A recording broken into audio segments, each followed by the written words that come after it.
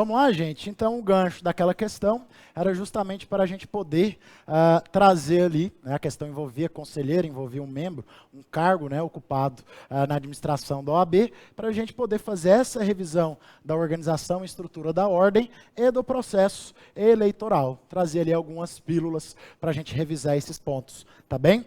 Lembrando, né, não se recebe por esse cargo, né? Então, o presidente aí do Conselho Federal, ele recebe salário por isso? Remuneração? Não, né? Sabe que tem outras remunerações, não no sentido de salário, né, mas de questão mesmo moral, né, que o cargo impõe, mas remuneração não, tá? Então é gratuito, é obrigatório, inclusive se nenhuma chapa for inscrita, serão convocados os advogados ali. É considerado serviço público, né? Então é munus público, conta para fins de disponibilidade e também para fins de aposentadoria geral, né? Então aposentadoria comum, embora seja um cargo aí gratuito, tá? Esse tempo ali é contado como tempo de serviço, ok? Gente, de eleições, né? O ano de eleição, o que a gente tem que lembrar? Eleição na OAB é sempre por chapa fechada. Não é isso? Então, é sempre por chapa fechada, tá? Nós elegemos primeiro no âmbito seccional, eles vão tomar posse no dia 1º, né, do ano seguinte, e no dia 1º de fevereiro, o âmbito do Conselho Federal toma posse, após ali a escolha de seus membros, tá? Então, primeiro a gente escolhe toda a chapa única, né, seccional, e depois, lá, por meio de representação indireta, esses que nós escolhemos vão escolher as representatividades no âmbito federal, tá? Votação direta dos advogados, tá? Qual era a questão? Que aí, acho que é batata para cair novidade para vocês, né? O STF julgou, né, recentemente, de que é proibido suspender o exercício da advocacia se não pagar o quê? Anuidade. Tá? Então, hoje, a falta de pagamento de anuidade não pode obstar o exercício da advocacia. Isso implica o direito ao voto. Então, quem não pagou a OAB aí, talvez receberia já, ou já está recebendo, né, umas cartinhas de cobrança aí da OAB. E uma das cláusulas lá, uma das advertências era justamente essa, né? Se você não pagar, você não volta. Se você não volta, você tem uma multa de 20% sobre o valor da anuidade. Então, hoje, se aparecer essa questão para vocês, fiquem atentos, porque a FGV vai fazer menção. Segundo o atual entendimento do STF, não se pode mais obstar o exercício da advocacia pelo inadimplemento aí da anuidade, o que implica na possibilidade desse advogado, por exemplo, votar. Tá? Agora, diferente da possibilidade dele ser votado, tá? Para ele ter condição de elegibilidade, os elementos, né, são ser advogado inscrito, beleza? Estar em dia com a sua anuidade, tá? Então, votar ele pode, agora ser votado, isso é causa específica de elegibilidade, e aí sobre esse ponto continua valendo a regra própria lá do regulamento, beleza? Tudo bem? Lembrando ainda, né, que nessas condições de elegibilidade, né, que envolve, esse advogado, se ele for ocupar cargo de diretoria, ele precisa ter pelo menos 5 anos de experiência. Se for para qualquer outro cargo, precisa ter apenas 3. Tá bem? Foi novidade aí também recente de alterações que nós tivemos. Ok? Bom, gente, essa votação direta, ela é obrigatória. Tá? Então ela passa a ser obrigatória, será por 8 horas contínuas. Os advogados, eles são convocados 45 dias antes, né, para a votação, no qual se publica o edital, né? Nesse momento está tendo as articulações aí políticas, né? Formação aí das chapas já aqui em Goiás, por exemplo, tá bem? Nessas questões, após a formação dessas chapas, haverá o pleito eleitoral, sempre na segunda quinzena, parece besteira isso, mas já caiu em prova, na segunda quinzena do mês de novembro, a gente vai ter marcada as eleições por hora contínua, tá bem? Beleza? Tá ok?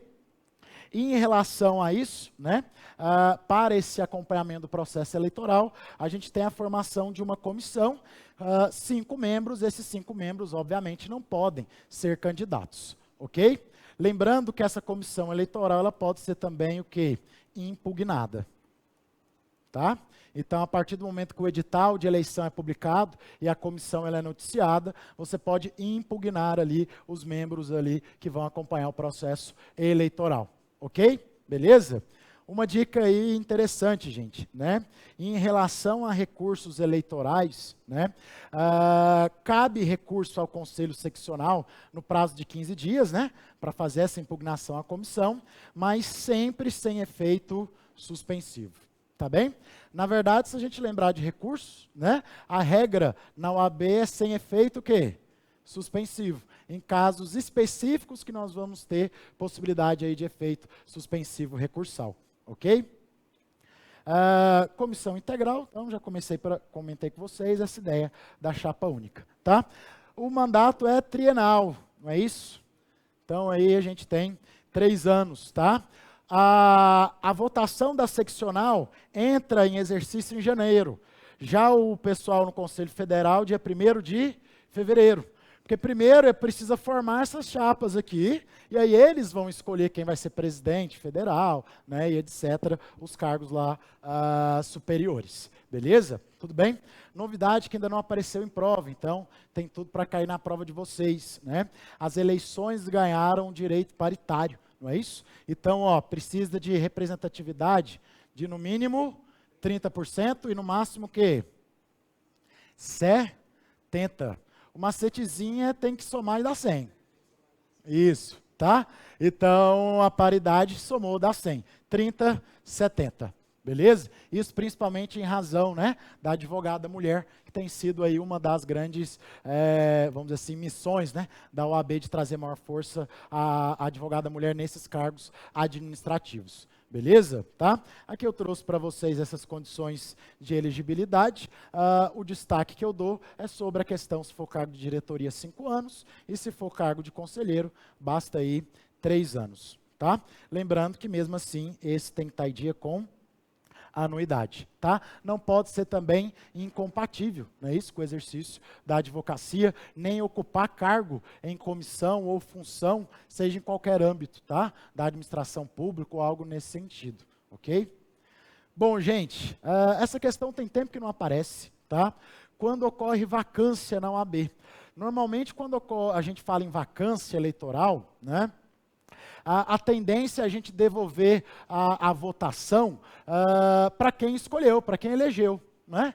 Então, lá no Constitucional, dentro dos 2 primeiros anos, a gente devolve, né, a eleição, né, se faz nova eleição, a dependendo da situação, se for mais de 2 anos tem mandato tampão, e na OAB como é que funciona? Tá?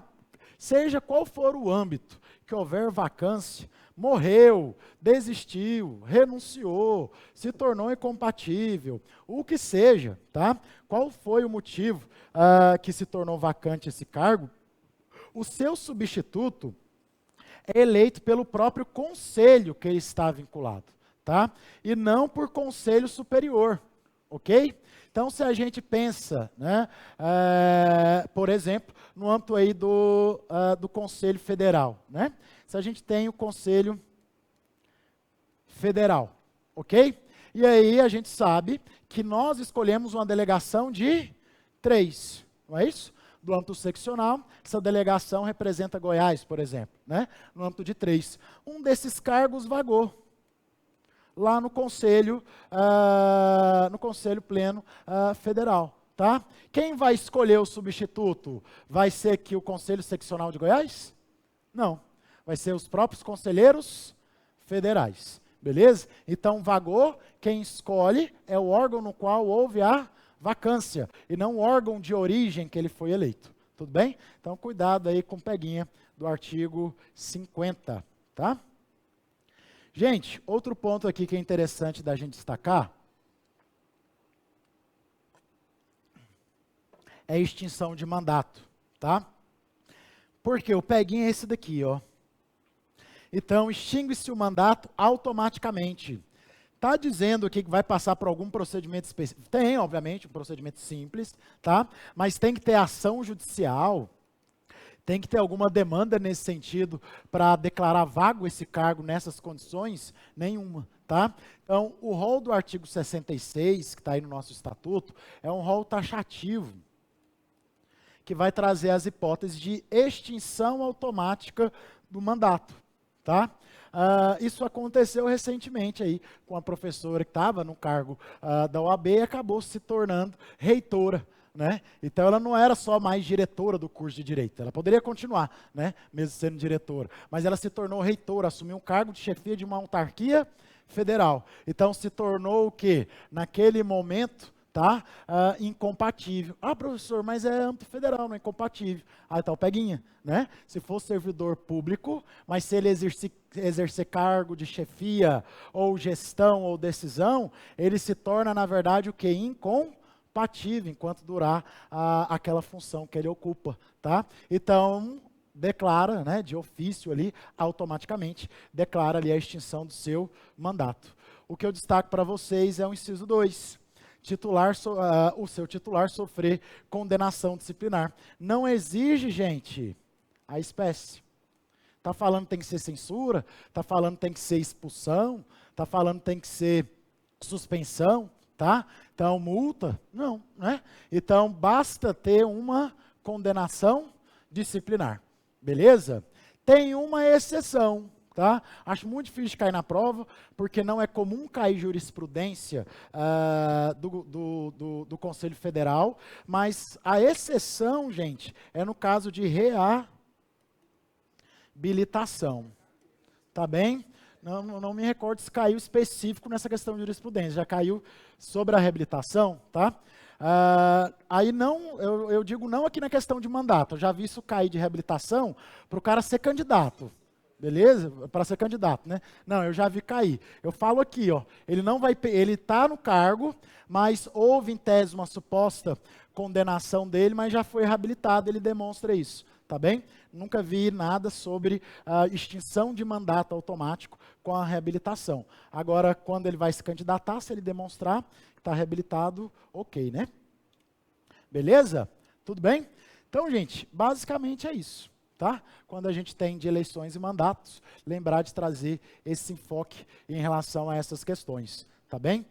Outro ponto, né, que eu quero destacar aqui para vocês, embora eu não coloquei no slide, façam a leitura focado no Estatuto da OAB, das atribuições e competências dos órgãos Conselho Federal, Conselho Seccional, subseções, kites de assistência, beleza? Tá?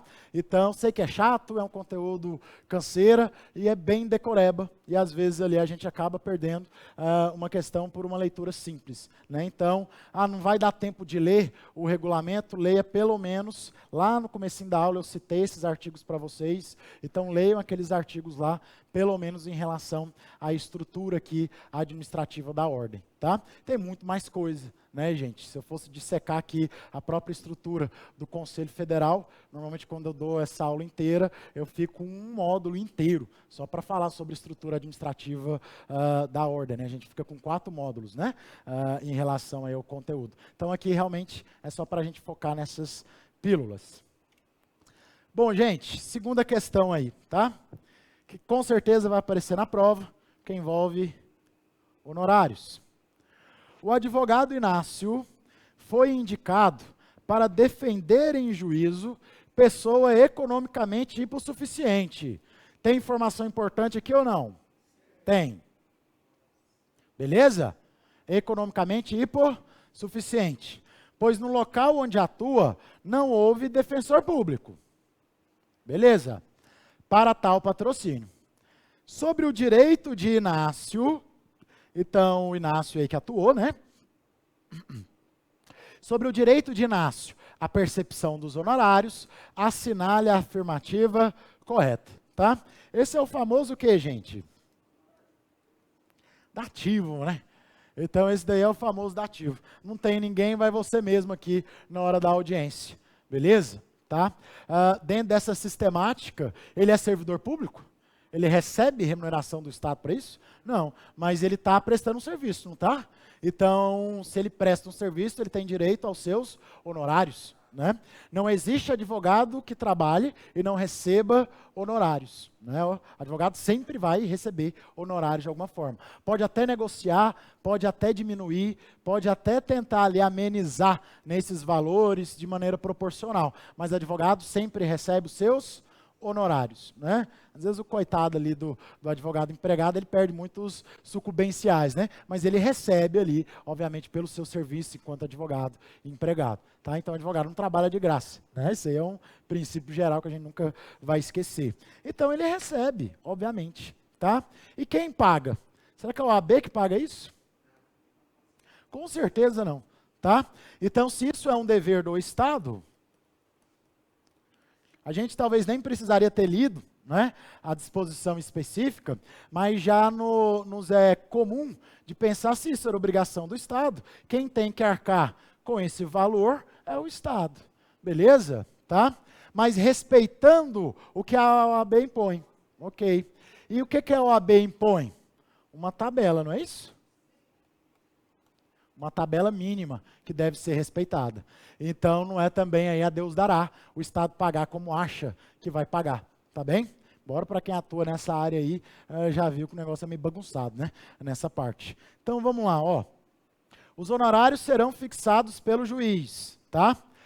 Lembrando aqui, né? Nesse caso, gente, a questão não identificou necessariamente honorário de sucumbência, nada disso. Então, está se pressupondo honorários de prestação do serviço, beleza? Tá? Então, ó, os honorários serão fixados pelo juiz. Apenas em caso de êxito, ganhando ou perdendo, advogado sempre recebe. De natureza sucumbencial a ser executados em face da parte adversa. Os honorários serão fixados pelo juiz, independentemente de êxito, segundo tabela organizada pelo Conselho Seccional da OAB e pagos pelo Estado. Beleza? Os honorários serão fixados pelo juiz, apenas em caso de êxito, independente da observância dos patamares previstos na tabela do Conselho a serem pagos pelo Estado. Os honorários serão fixados pelo juiz, independentemente de êxito, segundo tabela organizada pelo Conselho Seccional da OAB e pagos pelo patrocinado, caso possua patrimônio a ser executado no prazo de 5 anos, a contar da data da nomeação. Isso daqui virou maionese, né? Essa aí só mesmo quem estava bem cansado na hora da prova, ok? Gente, então, ó, gabarito aí, letra B, beleza? Tá? E aí, o que a gente tem que lembrar para a prova de vocês sobre honorários, né? A questão que mais aparece de honorários envolve subestabelecimento e honorários. Agora eu vou chegar nela, tá? Aquele negócio eu posso receber sem o advogado subestabelecido ter autorizado ou não, se eu posso, inclusive, fazer a cobrança, eu já saí do processo, mas eu saí do processo sem reserva de poderes, será que eu ainda posso executar ou não? Então, as questões que envolvem honorários e subs, normalmente são as questões mais complexas aí que podem aparecer, tá bem? Bom, gente, primeiro ponto, né? Os honorários são considerados aí verba alimentar. Então, é um direito fundamental, beleza? Então, é reconhecido como direito fundamental do advogado, tá? Então, toda e qualquer prestação do serviço terá direito aí aos honorários, tá? Como eu falei, a prova de ética não é invadida, mas ela pode invadir as demais. Essa questão dos honorários pode aparecer lá no artigo 85, na prova de processo civil aí para vocês, beleza? E aí, quando nós falamos de honorários, nós temos 3 tipos, né?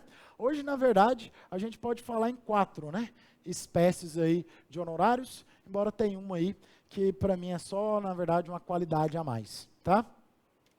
Então, honorários convencionados são os honorários o quê? Contratuais, beleza? É aquilo que eu chego lá no meu cliente e articulo com ele. eu vou fazer um contrato de prestação de serviços. Esse contrato, obrigatoriamente, tem que ser escrito, beleza? Tá? Ficou só no verbal, ainda pode ser levado, tá? Para execução? Pode. Mas isso é jurisprudência. Para a prova, o contrato tem que ser escrito, porque o contrato de honorários é um contrato de mandato. E o contrato de mandato é sempre o quê, gente? Por escrito. Beleza? Tá? Em relação aos honorários convencionados, a gente tem que lembrar sempre da ideia de aviltamento. Tá? E aí nós casamos com o Código de Ética e Disciplina.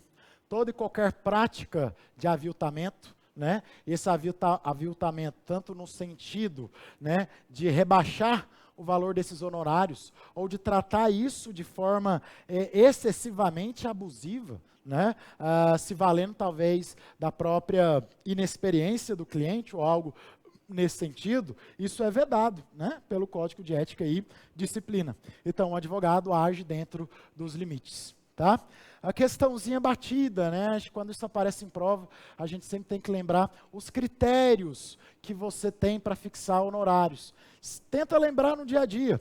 Se você tem que sair daqui todos os dias, ou pelo menos uma vez na semana, em outra cidade, porque o processo é físico, você vai valorizar deslocamento ou não? Na hora de honorários? Vai, beleza? Tá? A complexidade da causa, a necessidade de talvez se buscar outros profissionais para acompanhar. Essa responsabilidade é sua ou quem paga isso, na verdade, é o cliente? É o cliente. Então, se eu precisar fazer o embargos aí de execução e precisar de um laudo contábil para dizer que tem excesso na execução e contratar uma profissional de contabilidade, como regra, salvo disposição em contrário, isso é obrigação do cliente arcar, beleza? Mas o advogado tem que sempre externar. O advogado ele tem que sempre estar em diálogo com o seu cliente. O advogado que não está em diálogo com o seu cliente, ou o cliente que de alguma forma se fecha perante seu advogado, a relação ela se torna ali quase que impossível de trazer um bom êxito da causa. O que você, advogado, tem que fazer numa situação dessa? Dar piti, né? Esse cliente é uma porcaria, não vou atender ele mais? Não. Código de ética, calma, né? Parcimônia. Externalize essa preocupação com o seu cliente. Se mesmo assim continuar, informe ao seu cliente que você vai o quê? Renunciar à causa, ou então subestabelecer em favor aí de um terceiro, o que seja, tá? Mas advogado não pode dar piti, advogado não pode ser sensacionalista, né? Tô grilado com esse cliente, foda-se o cliente, tô indo embora aqui de tudo. A gente não pode agir assim, tem que aguentar. Inclusive, se eu sair do processo, quem lembra o prazo, eu ainda fico vinculado quantos dias? Eu tenho? Ainda fico vinculado o quê? 10 dias. Mas é sempre?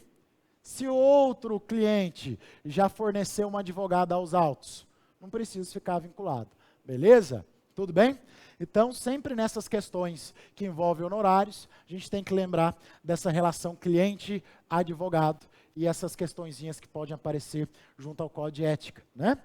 Gente, por arbitramento judicial passou a ser bem raro, né? As situações existem. É a possibilidade quando cliente e advogado estão discutindo sobre o valor dos honorários, tá? O cliente não concorda.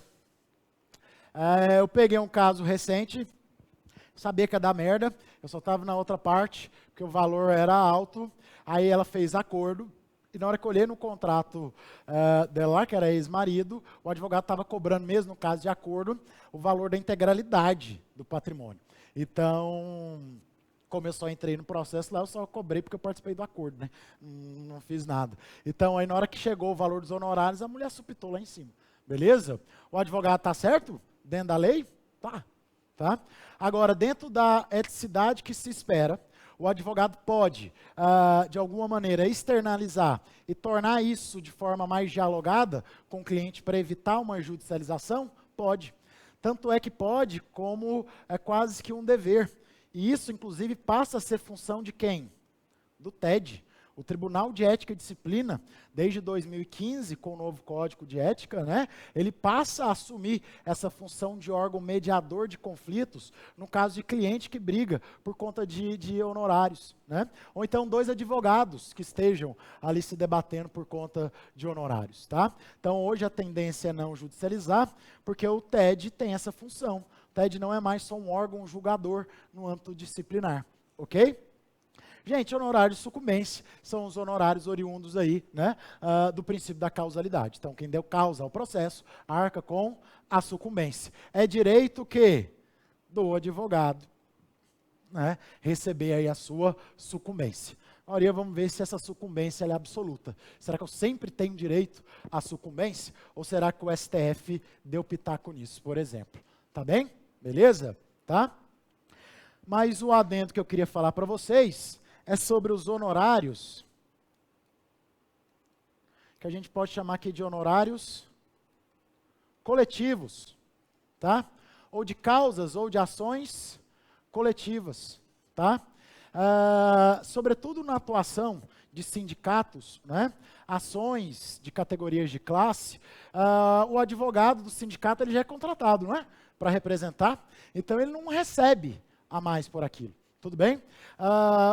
Passou-se, né, a integralizar hoje, dentro do nosso estatuto da OAB, de que no caso dessas ações coletivas, em especiais sindicatos, categorias de classe, eles têm direito sim a esses honorários coletivos a serem fixados. Beleza? Então criou-se aí, né, não é tão recente, mas a gente teria para alguns uma nova modalidade de honorários. Qual é o macetezinho? Falou em sindicato, falou em ação coletiva, é essa modalidade aqui.